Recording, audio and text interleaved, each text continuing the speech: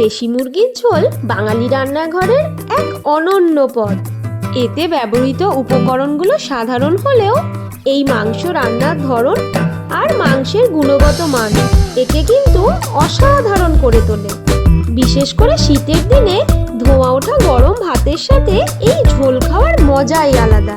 চলো তাহলে দেশি মুরগির মাংসের ঝোল রান্নার রেসিপিটি দেখে নেওয়া যাক।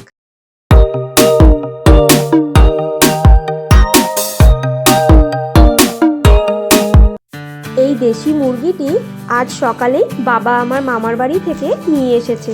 এই শীতের সময়ে দেশি মুরগির মাংস খেতে কিন্তু বেশ ভালো লাগে। এই মুরগিটার ওজন ছিল প্রায় 2 কেজি 400 গ্রাম মতো। এবার এটাকে বাবা ব্যাগে ভরে নিয়ে চলে যাবে কাটানোর জন্য। আমার বেটু আর বাবা চলে গেল মুরগিটা কাটাতে। এদিকে পেঁয়াজ রসুনগুলো ছাড়িয়ে নিই চলো। আমার বাবার বাড়িতে চিকু আর টুয়া দুটো টিয়া পাখি আছে। চিকু খুব বদমাস, দেখো দুটোতে এখন কাঁধে চেপে বসে আছে। আর ওদিকে ঠাকুমায়ের প্রায় রসুন ছাড়ানো হয়ে গেছে। আর আমার কাকিমা ঝোলের জন্য আলু কেটে ধুয়ে রেডি করে রেখে দিয়েছে। মাংস কাটিয়ে আনতে আনতে ততক্ষণে চলো আলুগুলোকে কষে নিই। গ্যাস জ্বালিয়ে একটা কড়াই বসিয়ে দিলাম। কড়াইটা একটু গরম হয়ে গেলে তাতে আলুটা কষানোর জন্য প্রায় হাফ কাপ মতো সর্ষের তেল নিয়ে নেব।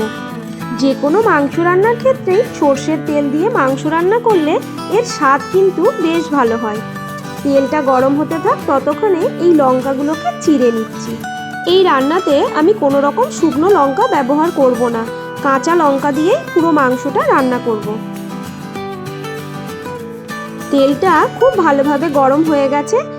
কড়াইয়ে তেলটা একটু ছড়িয়ে নিয়ে তাতে কেটে রাখা আলুগুলো দিয়ে দিলাম। এখন এর মধ্যে 1 চা চামচ লবণ, হাফ চা চামচ হলুদ আর 1 চা চামচ কাশ্মীরি লাল লঙ্কার গুঁড়ো দিয়ে দিলাম। এবার এই সমস্ত উপকরণ দিয়ে আলুগুলোকে ভালোভাবে তেলের সাথে একটু নাড়িয়ে নিচ্ছি।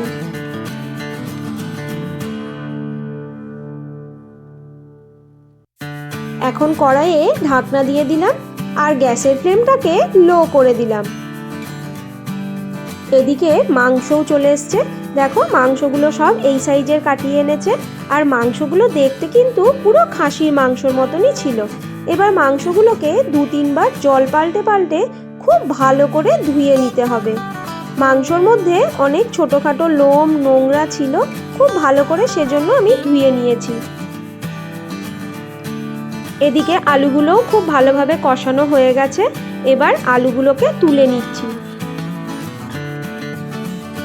এখানে 2টো এলাচ, 2 টুকরো দারচিনি, 4টে লবঙ্গ রেখে দিলাম। এবার ওই তেলেই 1 চা চামচ গোটা জিরে ফোড়ন দিলাম, এলাচ দারচিনি লবঙ্গ দিয়ে দিলাম, 3টে কাঁচা লঙ্কা চেরা দিলাম আর 2টো তেজপাতা একটু হাতে করে ছিঁড়ে দিয়ে দিলাম। এবার এই সমস্ত উপকরণগুলো একটু তেলে নাড়াচাড়া করে নিলাম। এখন 3টে বড় সাইজের পেঁয়াজ এভাবে লম্বা করে কেটে রেখেছিলাম সেটা এর মধ্যে দিয়ে দিলাম। পেঁয়াজগুলোকে তেলে খুব ভালোভাবে ভেজে নিতে হবে। মাংসগুলো ভালোভাবে ধুয়ে রেডি করা হয়ে গেছে, আলুও কষানো হয়ে গেছে। এদিকে কড়াইয়ে পেঁয়াজ কষানো চলছে, ওদিকে টমেটোটা আমি কেটে নিই চলো। বাড়িতে প্রচুর কাজ করি, কিন্তু বাবার বাড়ি এলে একদমই কোনো কাজ করতে ভালো লাগে না। তবুও মাঝে মাঝে এখানকার সবাই মাংস রান্না করার জন্য আমায় আবদার করে, সেজন্য এখানে এলে মাঝে মাঝে মাংসটা আমি রান্না করি। দেখো টমেটোটা এভাবে লম্বা লম্বা করে কেটে মাঝে আরেকটা কেটে নিয়েছি, তাহলে টমেটোটা তেলের সাথে খুব ভালোভাবে গলে যাবে।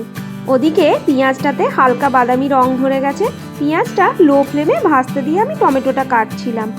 এখন ওই কেটে রাখা টমেটোগুলো এর মধ্যে দিয়ে দিলাম। সামান্য একটু নুনও দিয়ে দিলাম যাতে টমেটোটা তাড়াতাড়ি গলে যায়। টমেটোটাকে পেঁয়াজের সাথে একটু নাড়াচাড়া করে নিচ্ছি আর ফ্লেমটাকে আমি এখন হাইয়েই রেখেছি। এখানে মশলার জন্য 2টো বড় সাইজের পেঁয়াজ নিয়ে নিচ্ছি, 5-6টা মাঝারি সাইজের রসুনের সমস্ত কোয়া ছাড়িয়ে নিয়েছি আর প্রায় 50 থেকে 60 গ্রাম মতো আদা নিয়েছি, 4টে কাঁচা লঙ্কা নিয়েছি। এগুলো সব মিহি পেস্ট করে নেব।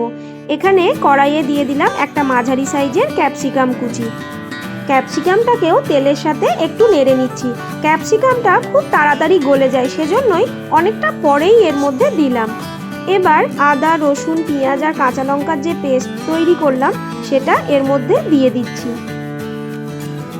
মশলার বাটি ধোয়া জলটাও এর মধ্যে দিয়ে দিলাম। এবার কিছু গুঁড়ো মশলা দিয়ে দেব।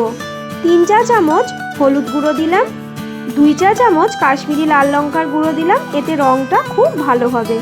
2 চা চামচ ধনে গুঁড়ো দিলাম, 2 চা চামচ জিরে গুঁড়ো দিলাম। এবার এই সমস্ত মশলাগুলোকে খুব ভালোভাবে কষিয়ে নিতে হবে। গ্যাসের ফ্লেমটাকে আমি মিডিয়ামে রেখেই মশলাগুলো এখন কষাচ্ছি। এদিকে দেখো মামা এসেই বলছে, ভাগ্নি আমার খুব সুন্দর রান্নার গন্ধ ছড়িয়েছে। তাই মামাকেও একবার দেখিয়ে দিলাম। খুব লজ্জা পাচ্ছিল, তবুও দেখালাম। এই দেখো, মাংস দেওয়ার আগে মশলাটাকে প্রায় 5 থেকে 7 মিনিট মতো কষিয়ে নিয়েছি। এবার মাংসগুলোকে এর মধ্যে দিয়ে দিলাম। এখন ফ্লেমটাকে হাই করে মাংসর সাথে মশলাগুলো খুব ভালো করে মিশিয়ে নিচ্ছি। গ্যাসের ফ্লেমটাকে হাইয়ে রেখে মাংসটাকে কিছুক্ষণ অন্তর অন্তর নাড়াচাড়া করে কষিয়ে নিতে হবে, না হলে তলায় লেগে যেতে পারে। মাংসটাকে প্রায় 10 মিনিট মতো হাই ফ্লেমে কষানোর পর এর মধ্যে দিয়ে দিচ্ছি স্বাদ অনুযায়ী লবণ। এখানে আমি 1.5 চামচ মতো লবণ ব্যবহার করেছি। এবার লবণটাকেও ভালোভাবে মাংসর সাথে মিশিয়ে নিতে হবে। মাংসটাকে মশলার সাথে প্রায় 15 থেকে 20 মিনিট মতো হাই ফ্লেমে আমি কষিয়ে নিয়েছি। এবার এই মাংসগুলোকে প্রেসারে দিয়ে দেবো। দেশি মুরগির মাংসের গঠন একটু শক্তই হয়, তবে এর স্বাদ ব্রয়লার মুরগির তুলনায় কিন্তু অনেক গুণ বেশি। দেখো মশলাটা থেকে তেল ছাড়তে শুরু করে দিয়েছে। এখন মাংসগুলোকে সব প্রেসারে দিয়ে দিচ্ছি।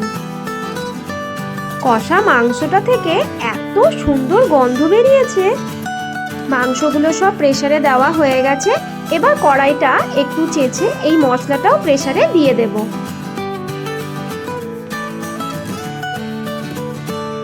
এবার প্রেসারটাকে গ্যাসে বসিয়ে দিলাম। গ্যাসের ফ্লেমটা এখন লো করা আছে। কষিয়ে রাখা আলুগুলোও এর মধ্যে দিয়ে দিলাম। প্রায় 2 গ্লাস মতো গরম জল এর মধ্যে দিয়ে দিলাম। এই সময় গরম জলই দিতে হবে, তাহলে টেস্টটা ঠিকঠাক বজায় থাকবে। জলটা দেওয়ার পরেই একটু নাড়াচাড়া করে দিলাম। জলের পরিমাণটা তোমরা এখানে কম বেশি করতেই পারো। এবার প্রেসারের ঢাকনাটা লাগিয়ে প্রায় 2 থেকে 3টে সিটি দিয়ে নেব। গ্যাসের ফ্লেমটা দেখো হাই করা আছে।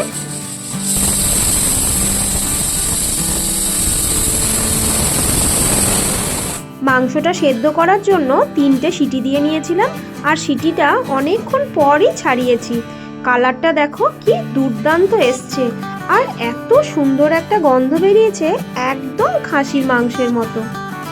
3টে সিটিতে মাংসটা একদম পারফেক্ট সেদ্ধ হয়েছে। এবার মাংসটাকে প্রেসার থেকে কড়াইয়ে ঢেলে নিচ্ছি। কড়াইয়ে ঢেলে নিলে পরিবেশন করতে সুবিধা হবে। সব শেষে এর মধ্যে দিয়ে দিচ্ছি 1 চা চামচ গরম মশলা গুঁড়ো, সামান্য একটু চিনি আর 2টো কাঁচা লঙ্কা চেরা। ব্যাস, দেশি মুরগির পাতলা পাতলা ঝোল একদম তৈরি। এবার ধোঁয়া ওঠা গরম ভাতের সাথে গরম গরম দেশি মুরগির ঝোল পরিবেশন করার পালা। আমার বাবার বাড়িতে বেশ বড় উঠোন আছে। শীতকালে দুপুরবেলা আমরা সবাই মিলে একসাথে এই উঠোনেই খেতে বসি। দেখো বেটু, আমার 2 ভাই, বাবা, কাকা সবাই একসাথে খেতে বসেছে। আমার এই ভিডিওটা তোমাদের কেমন লাগলো অবশ্যই আমায় কমেন্ট করে জানিও। প্রত্যেককে শুভ ভোজন। টাটা।